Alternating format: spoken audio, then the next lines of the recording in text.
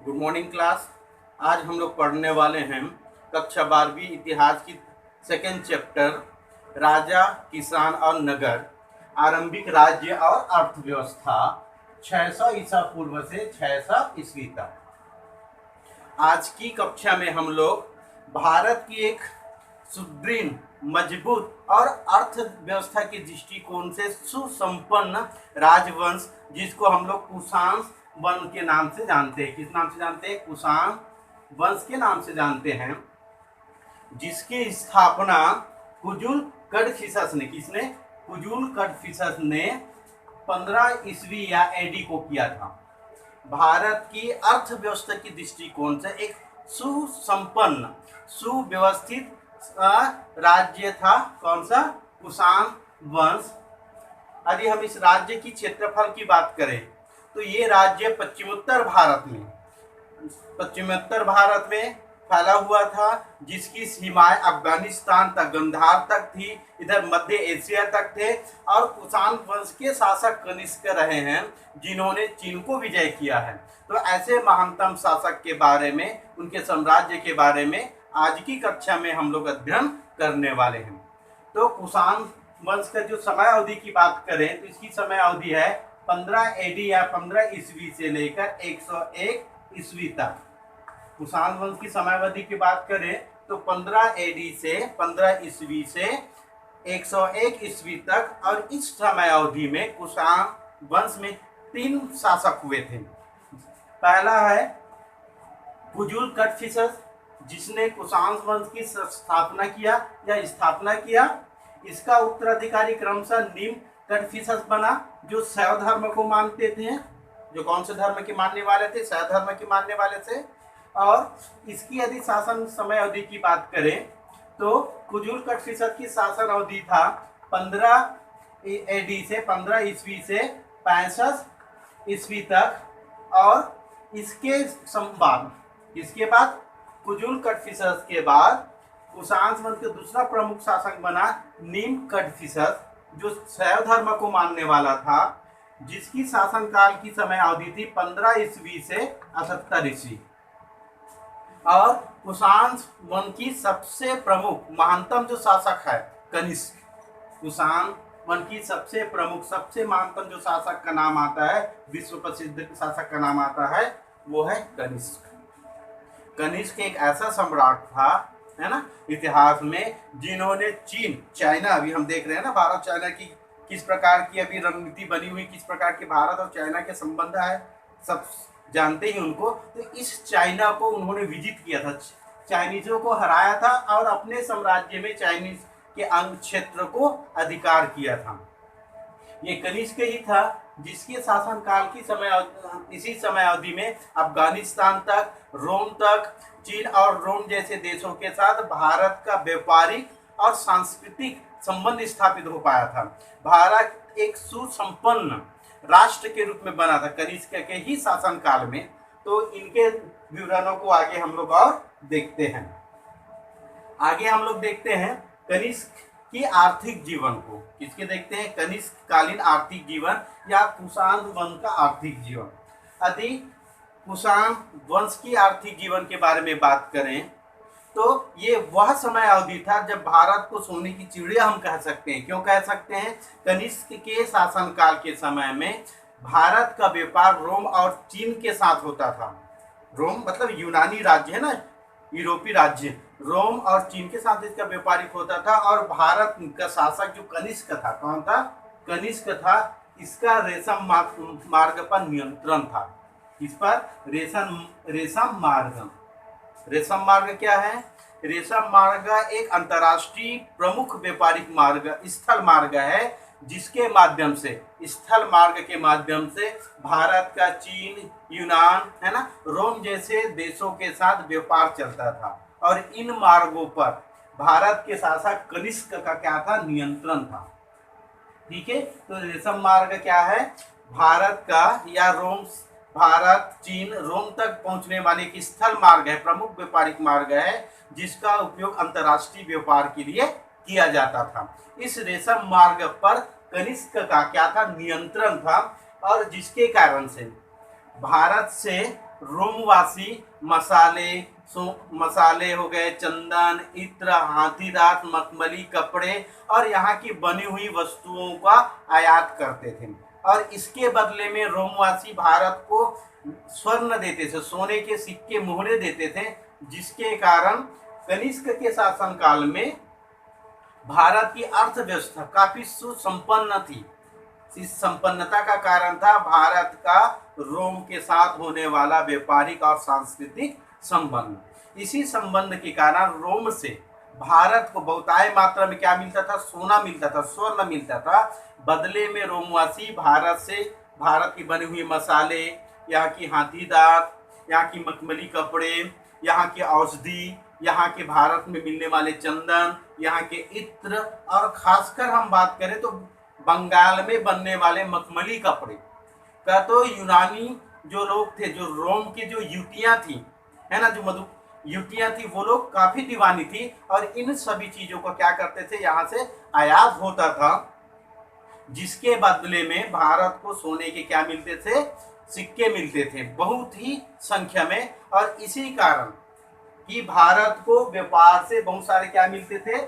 स्वर्ण या सोने के सिक्के मिलते थे, जिसके कारण भारत एक सुसंपन्न सु अर्थव्यवस्था के रूप में परिणित हो गया था। यही भारत में अर्थव्यवस्था की संपन्नता का कारण था। ठीक है, तो इस प्रकार से इस समय अवधि में, किसके समय अवधि में? तो कनिष्क के समय अवधि में, जिसका समय कितना था? 78 ईस्वी से 101 ईस्वी के मध्य भारत सुसंपन्नता की दृष्टि से शिखर पर पहुंचा हुआ था। एक बात आपको और बता दें कि जो कनिष्क के शासन का जो समय अवधि था, 78 ईस्वी से 101 ईस्वी का जो समय अवधि था, भारत की सरकार ने इसी समय अवधि को, कनिष्क के शासनकाल के समय अवधि को शक संवत के रूप में, किसके रूप में? शक संवत के रूप में स्वीकार किया है, जिसको आज हम लोग अपने सन में लिखते हैं ना, संवत इतना हम लोग लिखते हैं। जब हमारे कैलेंडर जो चलता है ना, भारतीय कैलेंडर है, पंचांग है, वो इसी पर आधारित है। किस पर आधारित है? तो कनिष्क के शासन काल की अवधि पर आधारित है। इसी से 78 ईस्वी से ही, कनिष्क के शासन काल से ही शक संवत का प्रारंभ में भी हुआ था।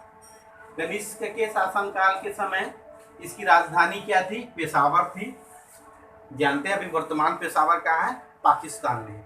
वो पेशावर कनिष्क के साम्राज्य के समय में क्या था? कनिष्क साम्राज्य की राजधानी थी, जहाँ पे 400 बौद्ध गुंबजों का निर्माण कनिष्क ने करवाया था। आगे इसकी धार्मिक स्थिति को देखते हैं।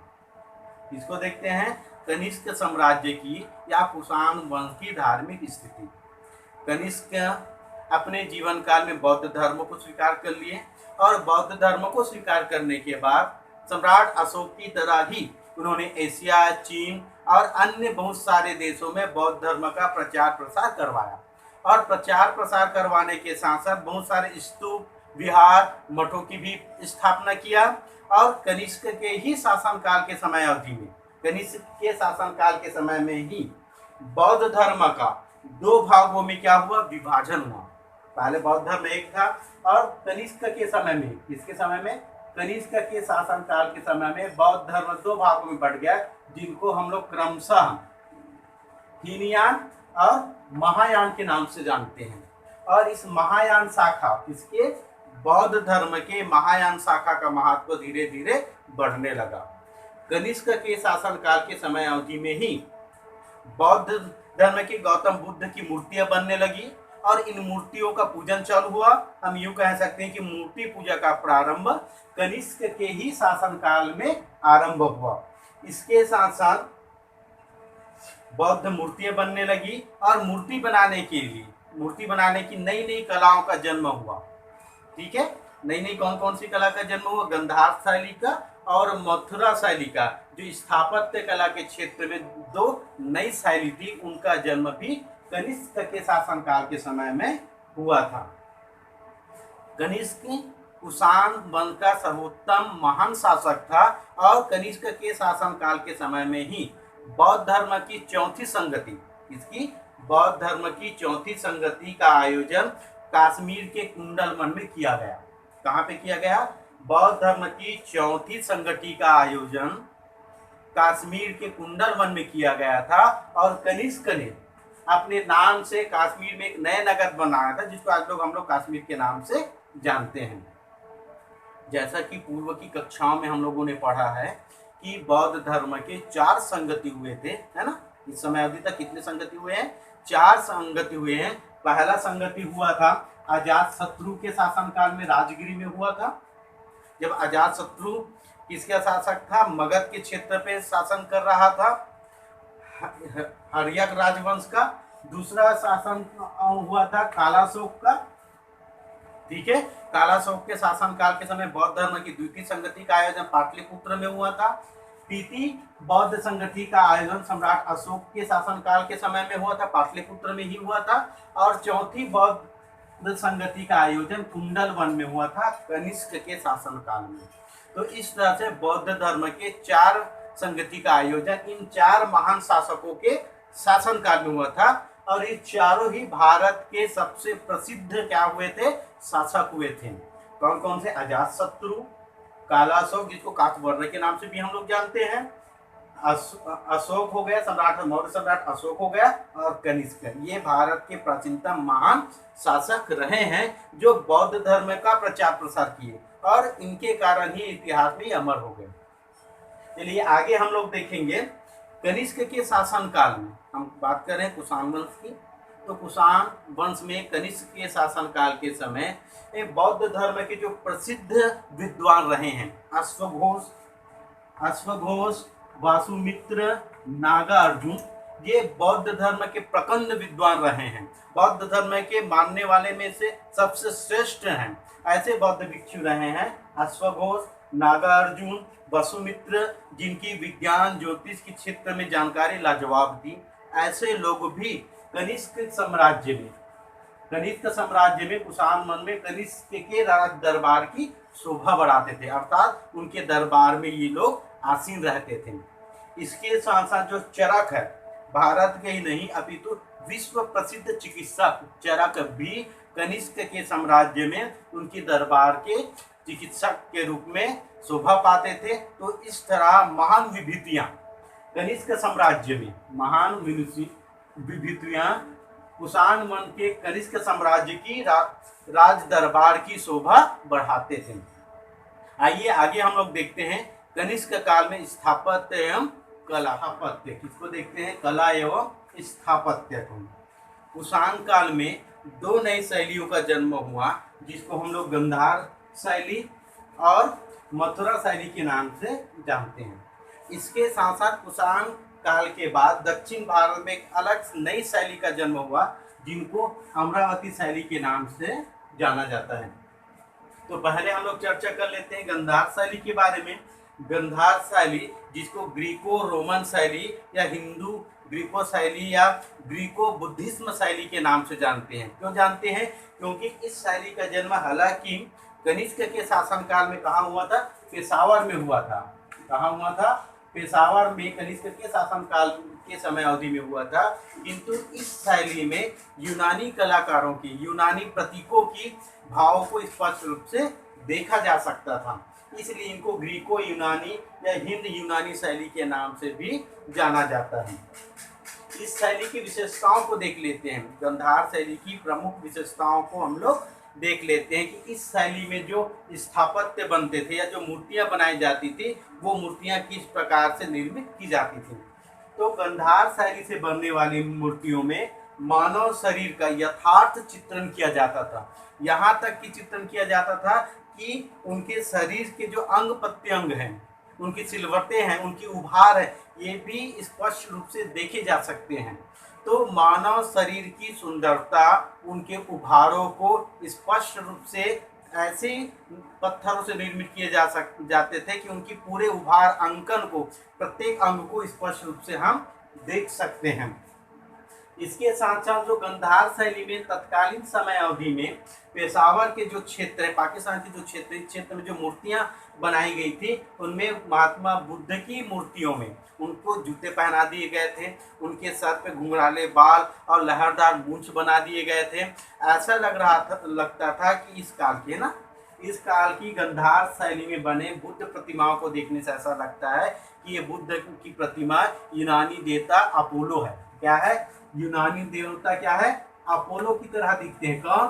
तो भगवान बुद्ध की जो मूर्ति है उसको इस प्रकार से गंधार शैली में बनाया गया था।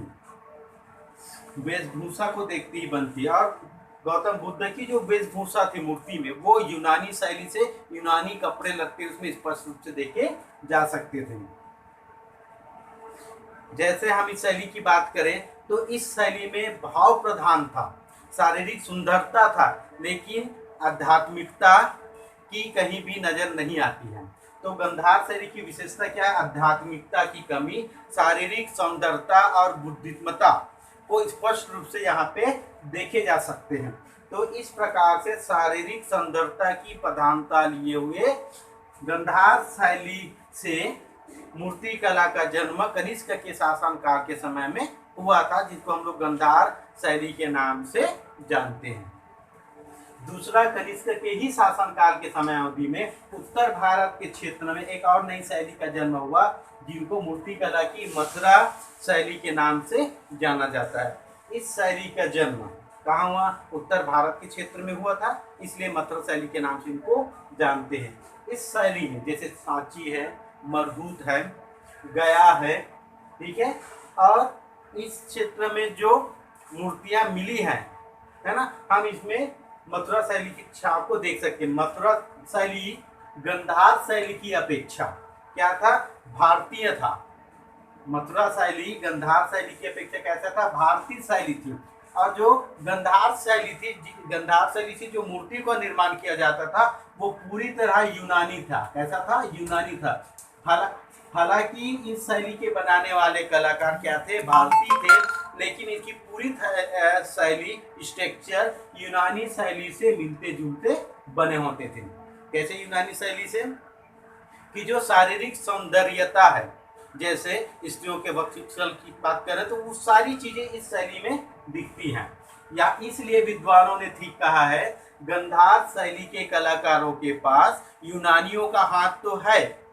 कलाकारों ने गंधार शैली के बारे में क्या कहा है कि गंधार शैली के कलाकारों के पास यूनानी कलाकारों का हाथ तो है, किंतु हिंदुस्तानियों का, भारतीयों का दिल या हृदय नहीं है। क्यों ऐसा कहा है? क्योंकि गंधार शैली से बने मूर्तियों में यूनानियों की, पश्चिमी देशों की छाप, शारीरिक सुंदरता स्पष्ट दिखती है, जबकि भारतीय भावनात्मकता, है ना, या भाव की प्रधानता नहीं दिखती है। इसलिए विद्वानों ने गंधार शैली के बारे में कहा है। जबकि मथुरा की जो शैली रही है, इस शैली में शारीरिक सुंदरता के साथ साथ, है ना, शारीरिक सुंदरता के साथ साथ भाव की प्रधानता को भी देखते बनती है। दोनों में अंतर समझ में आया? इसमें केवल शारीरिक सुंदरता की बात कही गई। गंधार शैली में किसको आधार माना गया है? शारीरिक सुंदरता, शरीर की सुंदरता को। इस प्रकार से मूर्तियों का निर्माण गंधार शैली में होता था। जबकि मथुरा शैली में शारीरिक सुंदरता के साथ साथ शरीर के आव भाव में भी ध्यान दिया गया है। इस प्रकार की मूर्ति सांची, सारनाथ, मरहूत, गया जैसे क्षेत्रों से मिली है। मथुरा शैली से बनी हुई मूर्तियों में स्त्रियों की मूर्तियों की प्रधानता रही है, जिसमें स्त्रियों के सुंदर शरीर की संरचना किया गया है। यहाँ तक कि इतनी सुंदर नक्काशी की जाती है कि शरीर के प्रत्येक अंग को, उनकी सिलवटों को हम लोग स्पष्ट रूप से देख सकते हैं। जो मथुरा शैली का जो निर्माण किया जाता था, या मथुरा शैली से जो मूर्ति बनाई जाती थी, उनको लाल बलुआ पत्थरों से निर्मित की जाती थी। किससे की जाती थी? तो लाल बलुआ पत्थरों से। मथुरा शैली में बने मूर्तियों में, बुद्ध की मूर्तियों में, बुद्ध के सिर पे, है ना, बाल रहित है, मूंछें रहित है, और यहाँ तक कि बुद्ध की प्रतिमा को, है ना, उनके शरीर को, उनके आभा मंडल को चक्र के माध्यम से अंकित किया गया है। जबकि गंधार शैली में जो बुद्ध की मूर्तियां बनी हैं, उनके पैरों में जूते हैं, घुंघराले बाल है, लहरदार मूंछें हैं, इसमें गंधार शैली में। जबकि मथुरा शैली में बने बुद्ध की मूर्तियों में मूंछ और बाल नहीं है, बल्कि उनके ललाट पे चक्र का, उनके आभा मंडल का स्पष्ट रूप से अंकन किया गया है। मथुरा शैली में बनी मूर्तियों में इंद्रिय सुख की ओर, है ना, इंद्रिय सुख की ओर व्याप्त स्त्रियों की मूर्तियों का चित्र अधिकतर या बहुताय मात्रा में किया गया। इंद्रिय सुख आप समझ पाते हैं, समझते हैं इंद्रिय सुख कैसा होता है। इससे सौंदर्य से, है ना, स्त्री सौंदर्य की प्रधानता को लेकर मथुरा शैली कला में मूर्तियों का निर्माण किया गया था। तो इस प्रकार से गंधार शैली में बनी मूर्ति, मथुरा शैली में बनी हुई मूर्ति, दोनों में अंतर और विशेषताओं को हम लोग स्पष्ट रूप से देख सकते हैं। अब तीसरी शैली की बात करें, मूर्ति निर्माण की तीसरी शैली है जो गंधार शैली और मथुरा शैली से दूर अमरावती मूर्ति निर्माण की शैली, जो दक्षिण भारतीय क्षेत्र में कृष्णा नदी और गोदावरी नदी के मुहाने पर इस शैली का जन्म हुआ। इस शैली में इस अलग से छाप दिखाई पड़ते हैं जिसमें आध्यात्मिकता की ओर दिखती है। इस शैली में बने मूर्तियों में कैसा दिखता है, आध्यात्मिकता दिखता है। और अमरावती शैली में बने हुए मूर्ति कला के लिए बनाई गई है, अर्थात कला के दृष्टिकोण से कलाकारों के द्वारा बनाई गई मूर्ति है। कला के लिए बनाई गई मूर्ति कला है। अमरावती शैली में जो मूर्तियां बनाई गई थी, इसमें सफेद संगमरमर पत्थर को उपयोग किया गया। किसको उपयोग किया गया था? सफेद संगमरमर पत्थर का। स्त्री पुरुषों की मूर्ति के साथ साथ पशु और पुष्पों की भी मूर्तियों का अंकन अमरावती शैली में हम लोग स्पष्ट रूप से देख सकते हैं। तो इस प्रकार से कुषाण काल में, है ना, कुषाण वंश के शासन काल में, खासकर हम बात कर रहे हैं सम्राट कनिष्क की, तो इसके शासन काल में जो भारत में नई मूर्ति कला या स्थापत्य कला का जन्म हुआ, जिसे हम लोग गंधार शैली, मथुरा शैली और दक्षिण भारत के क्षेत्र में जो शैली आई उनको अमरावती शैली के नाम से जानते हैं। गंधार शैली की विशेषता क्या है? शारीरिक अंग प्रत्यंग को स्पष्ट रूप से शारीरिक सौंदर्य को दिखाया गया है।